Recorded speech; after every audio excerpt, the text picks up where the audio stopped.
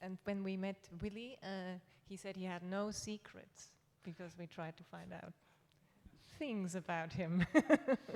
I don't know, I think the big secret is he's just like a complete analog mechanical nerd, and he's just going to show us some amazing stuff about old typewriters, and I'm really looking forward to it. Thanks, Lee.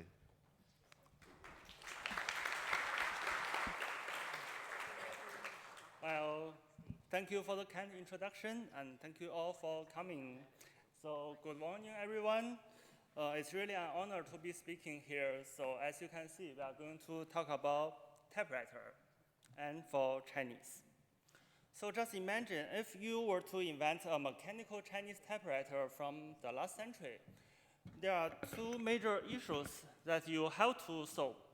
The first is how to store tens of thousands of different characters in a single mechanical machine. And the second one is how to locate accurately and quickly among these characters. From our 21st century perspective, the first issue deals with data storage, and the second, input method. So the actual commercial Chinese typewriter of the time did bypass these two issues by first not putting the characters economically in a box, but simply put all the laying out thousands of mobile types at once onto a large place. And second, by not coming up with any devices and tricks to do a quick, precise search, but by training typists to select the type by heart. But there had been other workarounds and tryouts in the early days. Among them, Ming Kwai typewriter is the most notable one. It offered smarter and more elegant solutions to the mentioned two issues. And Ming Kwai is also probably the only mechanical Chinese typewriter in history with an inbuilt keyboard and a compatible size with a Latin-based typewriter. So today, I'm going to talk about our studio's recent font revival project, bringing back from this legendary Chinese typewriter not only the font, but also the whole inputting experience associated with it. So let's begin with the story. The Ming Kwai typewriter, whose name means clear and quick in Chinese, was invented in the 1940s by the renowned Chinese novelist and scholar Lin Yutang. This typewriter employs a sophisticated planetary system to store the types, solving the issues of store and locate at the same time. As for the storage, the planetary system consists of 36 octagonal prism type bars. Unlike a template found in contemporary Chinese typewriters, or a single type cylinder found in Japanese index typewriters, these bars, also called planetary system, allow over 7,000 glyphs to be stored within a typewriter-sized typewriter. The 36 horizontal type bars act as satellites that revolve on 3 levels, not only around external orbits, but also on their own axis by themselves. And then the carriage can move horizontally to a specific row to find the wanted character. So these 3 movements are mapped to 3 groups of keys. So the typist could locate the 7,000 plus characters with a keyboard of only 72 keys in just 3 clicks. You get the character you want. The keyboard was designed to be used in accordance with Lin Yutang's index system of Chinese characters, sometimes referred to as the two-corner method, an instant lookup method to locate Chinese characters based entirely on their top left and bottom right shapes, disregarding any stroke order or pre-existing knowledge of radicals, also known as the indexing components in Chinese characters. So once you have a character in mind, you press one top key that corresponds to the shape of the character's top left corner, and one bottom key that corresponds to the bottom right. And then a tiny screen in front of you will display up to 8 candidates with corresponding corner shapes for your selection. Finally, press the number key to choose from the candidates the desired character, and it would be printed onto the paper. The entire process was intuitive, meaning it can be done by the mere look of the character and no real knowledge of Chinese writing, hence Lin's claim of requires no previous training. Additionally, the Ming Kwai typewriter allows certain combined characters. Among the 7,000 integral glyphs, some of them come in half-width. These self-standing glyphs could be printed as components or combined with a radical to form new characters, attaining a theoretical total of 90,000 characters. Considering more than half of Chinese characters are in left and right structure, such idea of combination is quite promising. So prints 90,000 characters was another major highlight in the machine's initial promotion. The Ming Kwai typewriter was unveiled to the public on August 21st, 1947. The Linotype company played a crucial role in the research of its prototype manufacturing and subsequent commercialization, but eventually decided to abandon further development. So with the only prototype lost, the story of Ming Kwai faded into archive. Until 2017, Thomas Mullany, history professor from Stanford University, published a book titled The Chinese Typewriter, in which he saw the Ming Kwai typewriter as a part of the history of Chinese information technology. So partly inspired by his book, we became interested in the Ming Kwai typewriter and got to know a team with a mechanical manufacturing background who decided to faithfully bring back the Ming Kwai typewriter. While the other team member worked on its mechanics and physical restoration as type designers, our studio, Atelier Anchor, took on the job of making a digital typeface out of the typewriter. One aspect that differs our project from any other font revival projects is that the revival is not merely for aesthetic or popular use purposes. We have a very particular practical objective to help rebuild the physical typewriter. So we need to study the machine very closely to exact information about the basic metrics of the typeface to be made and to understand what its unique input method brings to the digital glyphs.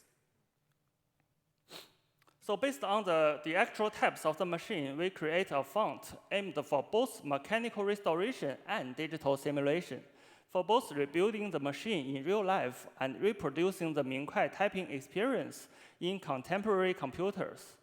We redrew the unique keyboard as well and conducted in-depth analysis of the characters table and the input logic. Here are what we have before start. Patents filed by Lin Yutang for the Ming Kwai typewriter and its components, such as keyboard and the visual selection device. These patents have expired and are fully available online. The core patents contain 40 detailed engineering drawings, accompanied by the explanatory texts of up to 15,000 words. A model of the typewriter preserved by the Lin Yutang House in Taipei, who provided us high-definition digital image to our team, and a page of the text specimen typed with the Ming Kwai typewriter, matching the font of the aforementioned model. So this not only confirms the credibility of the model, but also provides information such as the default line spacing and character spacing of the typewriter. Finally, the reports published in various media after the 1947 release. Some of the photos are clear enough to reveal details of the typewriter from the specific angles. Among them, the most crucial are the character tables, while other materials give clues in different ways. Then let's talk about the font. Our work began with reviving the font from the typewriter model preserved in the Taipei Lin Yutang House. We were provided a set of character tables, each of which is essentially a mirrored copy of one octagonal prism bar with all the 8 sides spread out in order. 36 tables correspond with the 36 top keys, And the 29 columns are controlled by the 28 bottom keys with the middle column default.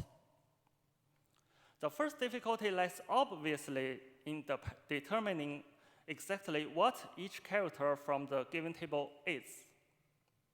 Or, in other words, assigning correct Unicode points for each and every glyph. The OCR turned out not entirely reliable for this task due to two reasons. The first is that Chinese characters contain a large number of visually similar characters.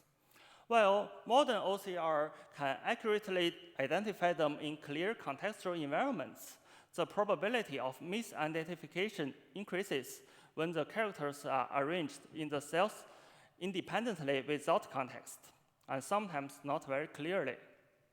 And the second, there's no uniform standard for character forms in the tables. Due to limited regulation on Chinese character forms at that time, so-called old forms and new forms coexisted. What makes things more problematic, the Unicode standard has been sometimes ambiguous on a number of characters since its inclusion of Chinese characters in 1992. Previously acknowledged variant forms could be assigned new code points in the extension area. Since our aim is to accurately and faithfully preserve all these informations at the time, including coexisting character forms, we had to manually assign and prove the code point for each glyph. During this process, we rectified several obvious errors in the original samples and filled in missing or damaged glyphs. As I mentioned, this font is designed for almost the manufacturing type bars, which means how the font looks on screen isn't how it appears on bar and then on paper. So we conducted tests with the mechanical team using different types of ribbons to test the printing effects and the different stroke thickness on the chosen paper to find the most suitable weight. By measuring the specimen, we established the actual type size and line width. And the matrix of the Ming Kwai Fangsong are determined by rolling grids on the character table. Now let's talk about the style of the characters. Well, the original characters bear certain handwriting traces.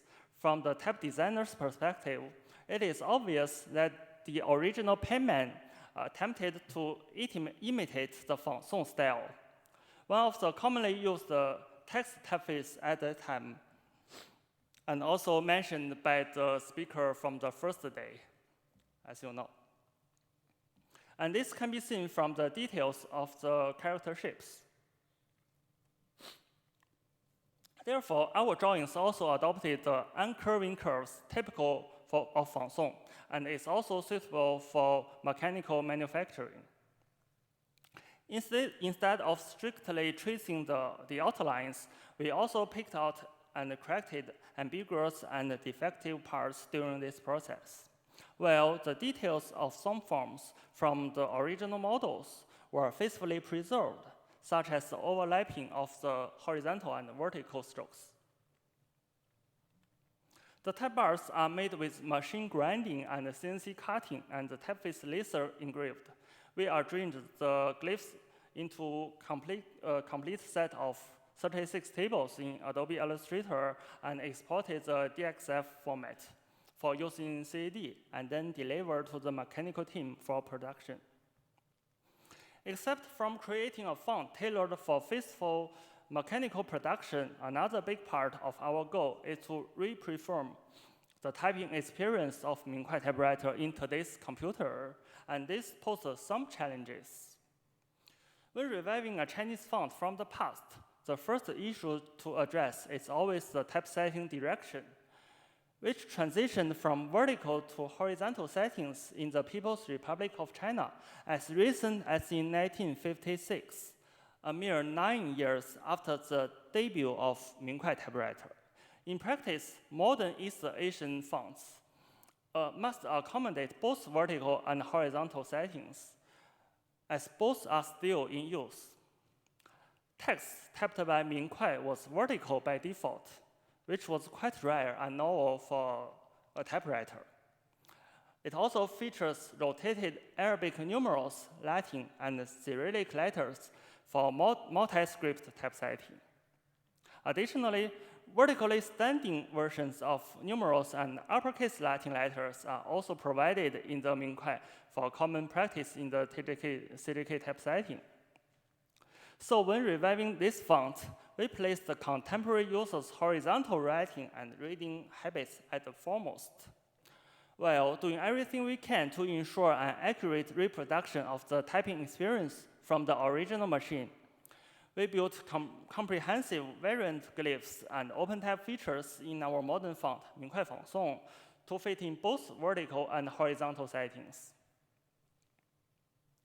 Of particular note to Type Designer is the design of the half-width glyphs, which in our case determine the aesthetic quality of the composite characters, the ones that don't exist on the type bars as a whole.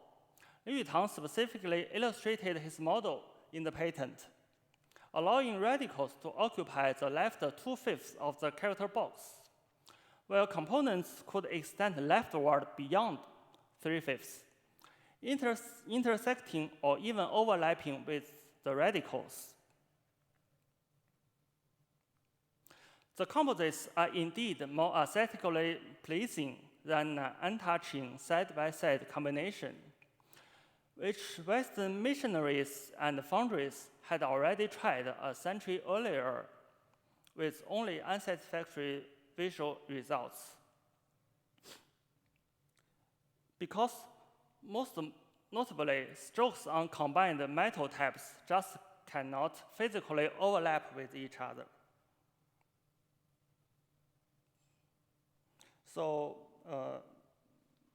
this material is from a specimen book from Paris, 1859. We put these half-width glyphs in the dot-half variants of the corresponding full-width characters for convenience in subsequent processes. As for the radicals, since in the original machine, they don't result in paper advance, so we made them zero-width characters, both vertically and horizontally. The highlight feature of the Ming Kwai typewriter, composite characters, which was promoted to generate up to 90,000 different characters.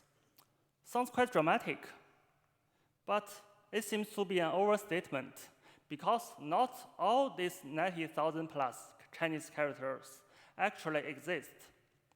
So in order to figure out how many characters could this machine actually generate, we consulted the IDS database to pre-compose all currently Unicode encoded characters and prefabricated them and put them in the final font.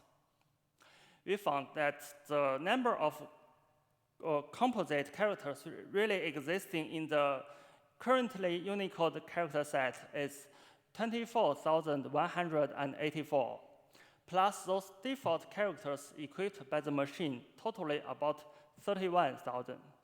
Although this result falls far short of 90,000, achieving such a high number of characters entirely through a mechanical device of that size is by itself already a remarkable achievement. And also, it's worth mentioning that the Chinese, in fact, is an open character set, and the Unicode encoded character set is also continually expanding. Therefore, the current number of characters can only serve as a reference. Apart from typing Chinese characters, Ming Kwai featured extensive multi-script capabilities, Latin, Cyrillic, Japanese kanas, numerals, and various punctuation symbols and dimbats in the character tables. These characters were also faithfully replicated, though different scripts don't really match well with each other. Yes, this is probably too much to ask for. And the alphabets are placed too widely due to the monospace nature of the typewriter. As we later found, the Latin face is in fact Linotype's main face, with several quirky letter forms, which are not suitable to the monospace typewriter.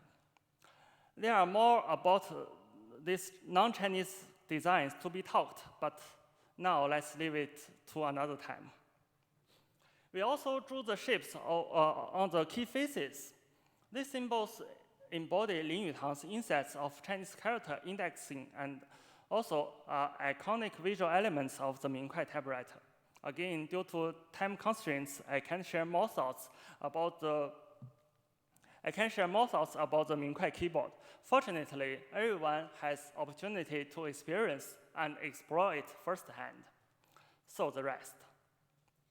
After packaging the final font, we remake the character tables digitally on a web page using the font.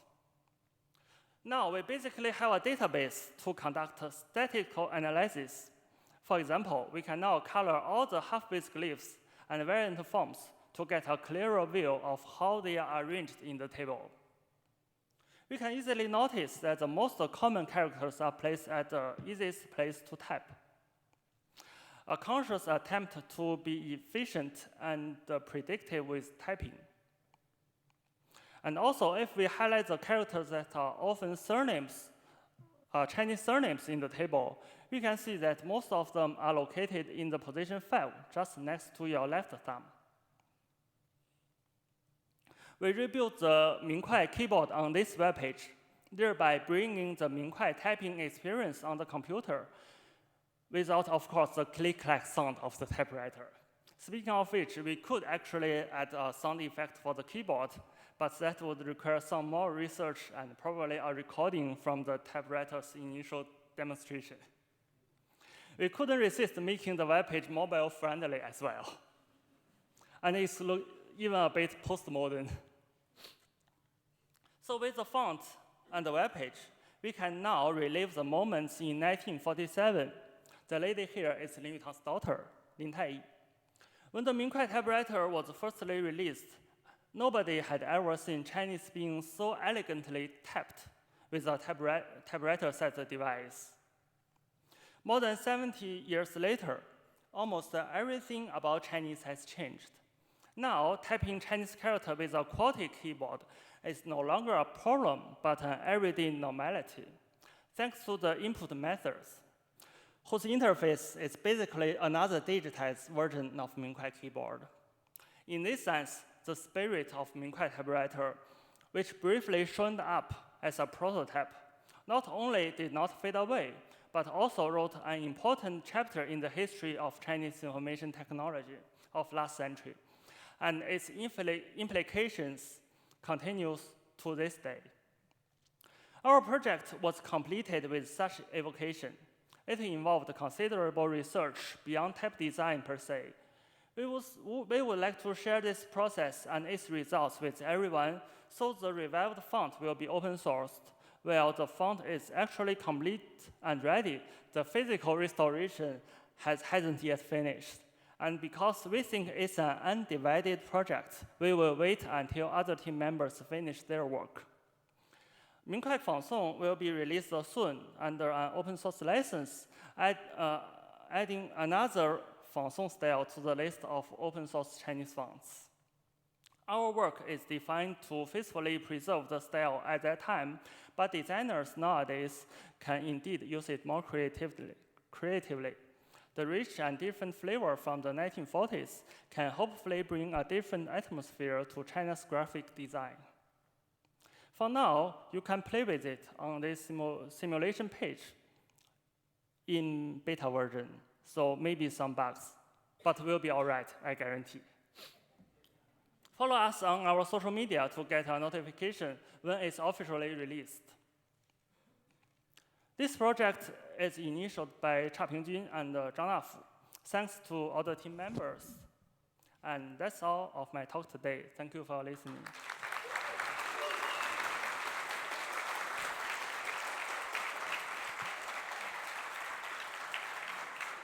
Well, one more thing. I will be glad if you go grab a free tattoo sticker outside that door.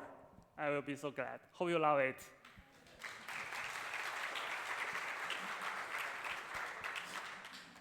Thank you, Willie, very much for this interesting talk. I don't have a question, but I'm just fascinated by this machine. I really want to play with one. Thank you so much. I have a That feeling there's more than a couple of questions out here. Yeah. So.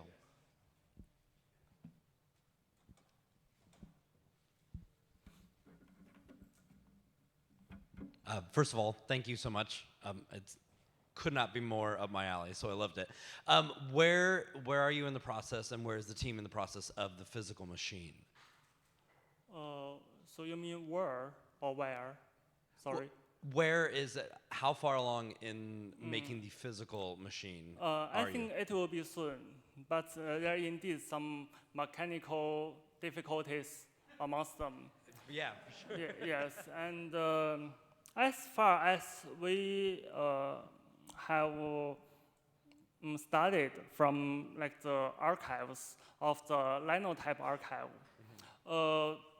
the original mechanical system is not so reliable.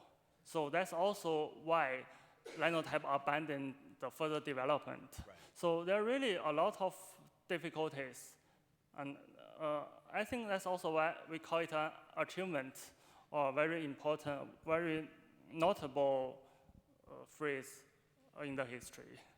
So thank you. I think maybe within this year we can see the final reproduction of the machine. Any more questions? Oh, yeah. Hi, I'm curious if you've been in contact with Thomas Mullany. Of course, you bet. Yes, in fact, I saw Thomas Mullany 4 years ago in Tokyo at ATypI. So that's also when we know each other. So as he got a very inspiring talk on the bitmap Chinese. Yes. We have another one over here on this side, Willie, to your right. Hi. As I understand it from Tom Mullany's book, the main reason that Lin Yutang's typewriter did not succeed commercially had more to do with the timing and the political world than with the mechanical problems. Is that accurate?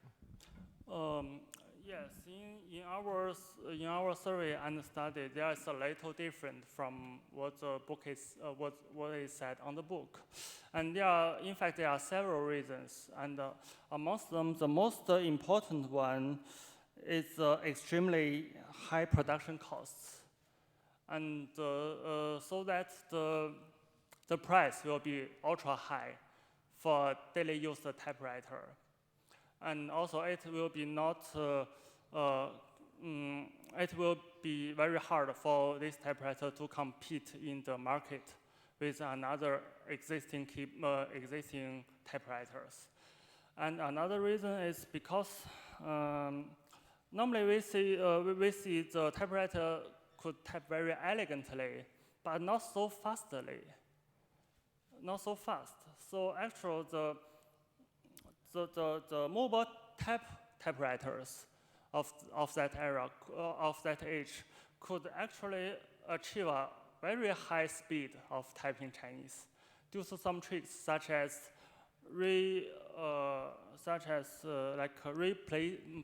all the characters in a very specific way, and to maybe some other gadgets to speed up the typing experience. And also because as I just said, the mechanical system was not quite reliable. So the monotype company, after some interview, after some dialogues, they decided if they were to develop this typewriter, they have to totally rebuild the mechanical system, redo everything. But the idea inside the typewriter is far ahead. So maybe I can say the shell limited the ghost. Yes. That's great. Do we have any more questions? We still have time for one or two more.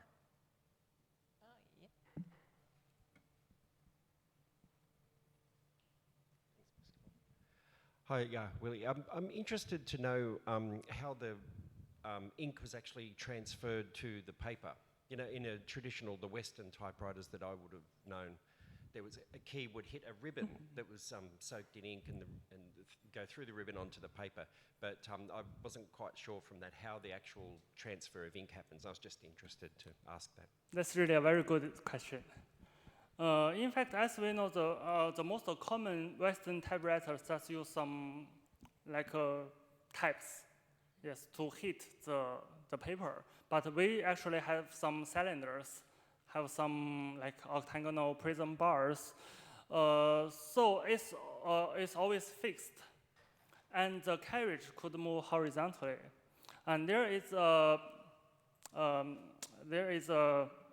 how to say that, there is a device from the backside, backward, to hit the paper from the backside.